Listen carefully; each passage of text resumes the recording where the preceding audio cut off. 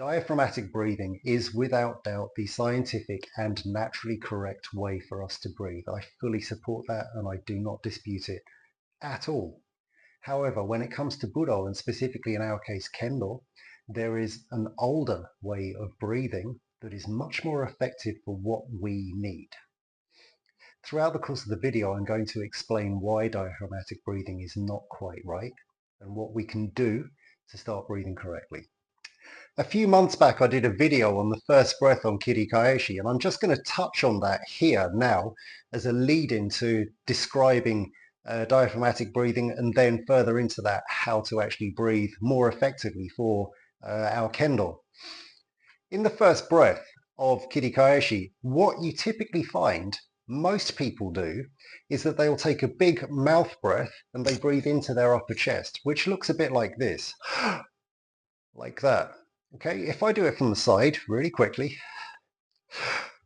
like that, you'll notice that my shoulders are lifting, I'm sticking my chest out. Now, the knock-on effect of that throughout the rest of the body is the fact that we do actually lift up onto our tiptoes a little bit more. We're displaced from our connection with the ground.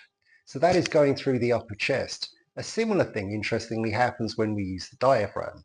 Okay, the diaphragm being a sheet of muscle that runs on the base of our rib cage. And correct diaphragmatic breathing is basically expanding the lowest part of your rib cage out so that that drops and gives you much more space in your rib cage for your lungs to inflate fully. That's the correct way to diaphragmatically breathe. However, when it comes to Budo, when it comes to Kendo, a similar thing happens, and that is, this is too high. We're breathing too high in our body. So essentially what happens when we breathe through the diaphragm is even though our shoulders don't raise quite so much, we're still expanding this area and disconnecting from our lower body. What we need to do instead, therefore, is breathe and expand our tanden. Our tanden is the area below our belly button. It's basically the center of gravity, to keep things really simple right now. So as you breathe in, you expand your tanden and then you try to maintain that sense of expansion.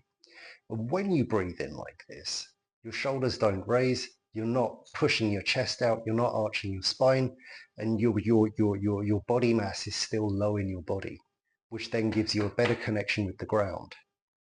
Yeah. So this is why, even while diaphragmatic breathing is scientifically and naturally the correct way to breathe, there's too much of a disconnect between the upper and the lower body when we use the diaphragm in Budo, in Kendo. So try to expand your tanden when you breathe in and try to avoid lifting your shoulders. This is very, very basic stuff.